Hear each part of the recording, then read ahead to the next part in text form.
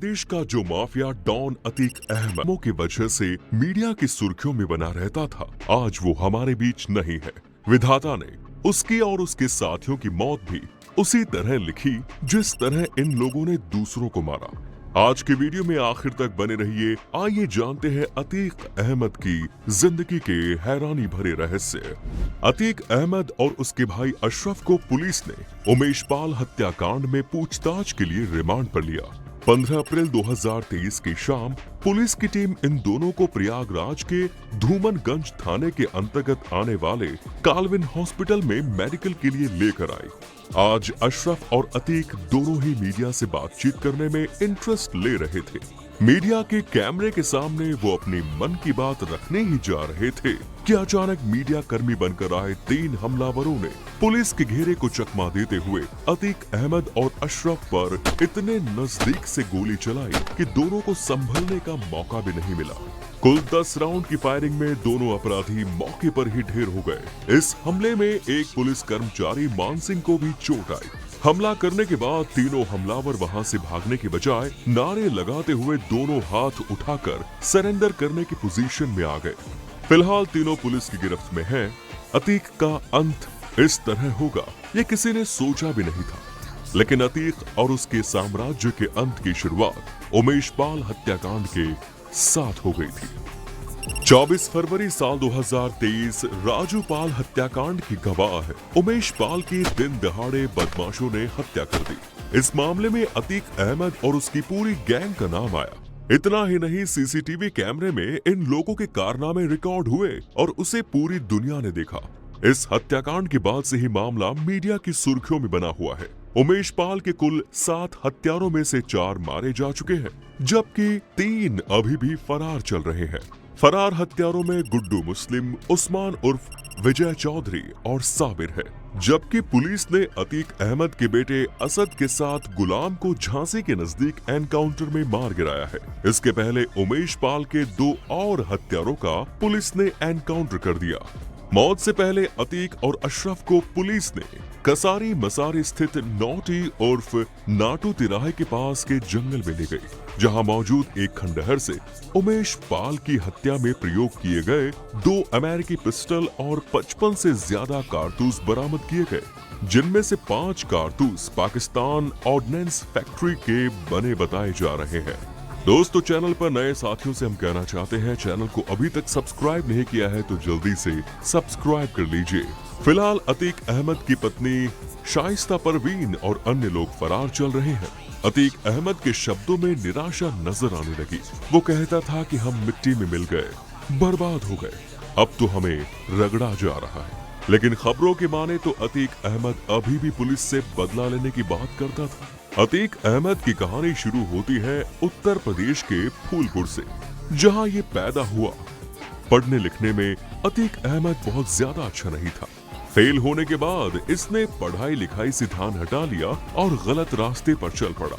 गुंडागर्दी और अपराध के रास्ते पर चलते हुए इसने जुर्म की दुनिया का ककहरा पढ़ना शुरू किया। केवल 17 साल की उम्र में ही इसके ऊपर हत्या का मामला मुकदमा हुआ, जिसमें ये जेल गया और वहां से उसे बेल मिली।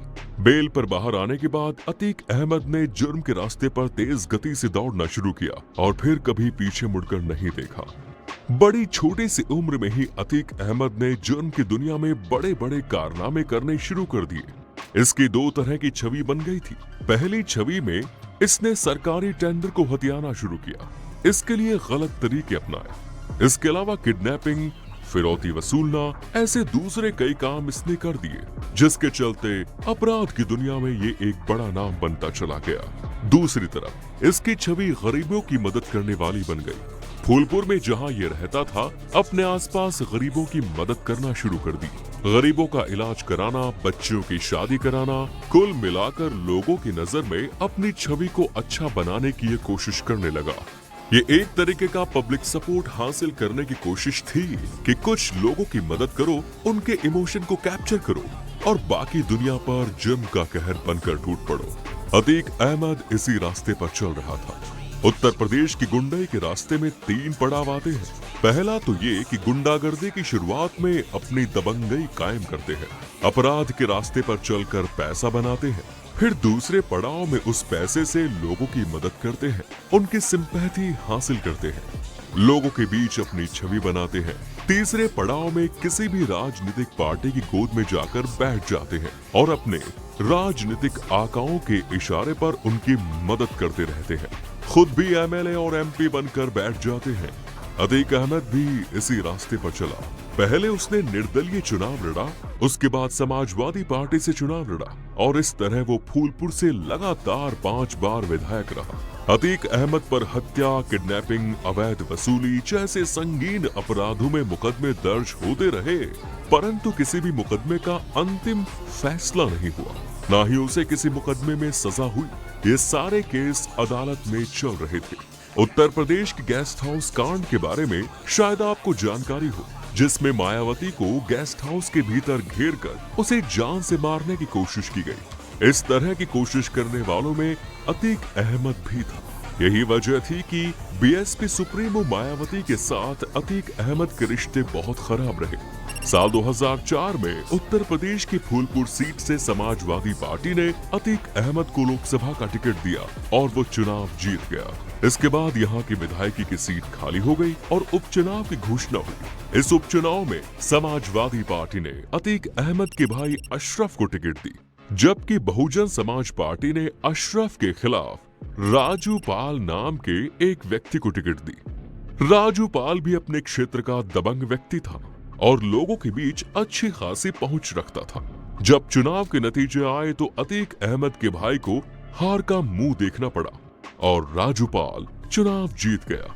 यही वो कारण था जिसकी वजह से अतीक अहमद और राजू पाल के बीच दुश्मनी की तलवार खिंच गई। इसके बाद राजू पाल पर 1 या 2 नाकाम हमले हुए। इधर एमएलए बनने के बाद राजूपाल इलाज के सिलसिले में हॉस्पिटल में एडमिट हुआ, जहां एक सफाई करने वाली लड़की पूजा से उसे प्यार हो गया। आगे चलकर दोनों ने शादी भी कर ली, लेकिन शादी के ठीक 9 दिन बाद 25 जनवरी 2004 को राजूपाल एक हॉस्पिटल के मुर्दा घर से अपने चंद साथियों के साथ 2 गाड़ी में वापस लौट रहा था।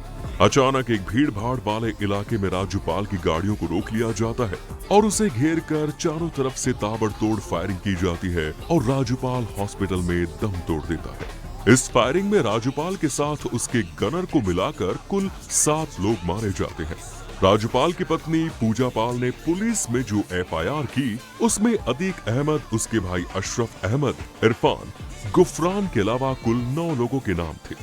इसके बाद राजूपाल के लोगों ने भी हंगामा शुरू किया। उस समय समाजवादी पार्टी की सरकार थी, लॉ एंड ऑर्डर बिगड़ने की आशंका थी, इसलिए पुलिस ने राजूपाल का खामोशी के साथ फ्यूनरल करवा दिया। सरकार पर दबाव बना तो समाजवादी पार्टी ने अतीक अहमद को पार्टी से निकाल दिया और अब इस सिटिंग एमपी को लगा कि गिरफ्तारी हो जाएगी, तो वो गिरफ्तारी के डर से भाग निकला। अतीक अहमद पहला ऐसा एमपी था जो सांसद होते हुए भी भगोड़ा निकल गया। सरकार ने उसकी सूचना देने वाले को 20,000 का इनाम देने की घोषणा की। इस बीच यूपी में सरकार बदली और अब मायावती की सरकार आती है। अतीक अहमद को लगा कि अब उसका एनकाउंटर हो सकता है, इसलिए दिल्ली के पीतमपुरा इलाके से वो पुलिस के हाथ आ गया। इसके बाद उसी फूलपुर सीट से बहुजन समाज पार्टी राजूपाल की पत्नी पूजा पाल को टिकट देती है और पूजा पाल एमएलए बन जाती है। राजूपाल वाले मामले पर जब फैसला आया तो अतीक अहमद को उम्र कैद की सजा हुई। अतीक अहमद की दबंगई और दुस्साहस को आप इस बात से भी समझ सकते हैं कि उसने मोहित जायसवाल नाम के एक बिल्डर को किडनैप करवाया, जबकि वो खुद देवरिया जेल में बंद था। उसने मोहित जायसवाल को बाकायदा देवरिया जेल में बुलवाया, जहां उस बिल्डर की पिटाई हुई और फिर उससे अपनी मनमर्जी के मुताबिक कागजात पर साइन करवाए गए, अपनी डिमांड पूरी करवाई गई। इस पूरे खेल में जेल स्टाफ और पुलिस प्रशासन की भी मिली भगत थी। ये मामला मीडिया और जनता के सामने आता है तो प्रशासन के हाथ पांव फूल गए। इसके बाद सुप्रीम कोर्ट के आदेश पर अतीक अहमद को पहले बरेली जेल ले जाया गया, उसके बाद बनारस और फिर सीधे गुजरात के अहमदाबाद स्थित साबरमती जेल में बंद कर दिया गया। वर्तमान समय के घटनाक्रम की बात करें तो पुलिस ने अतीक अहमद के साम्राज्य को पूरी तरह से बर्बाद कर दिया। उसकी करोड़ों की अवैध संपत्ति पर बुलडोजर चल चुका है। उसके बेटे असद का एनकाउंटर हो चुका है और ये बात है कि अतीक अहमद अब भी पुलिस को धमकी देने और पुलिस से बदला लेने की बात कर रहा था।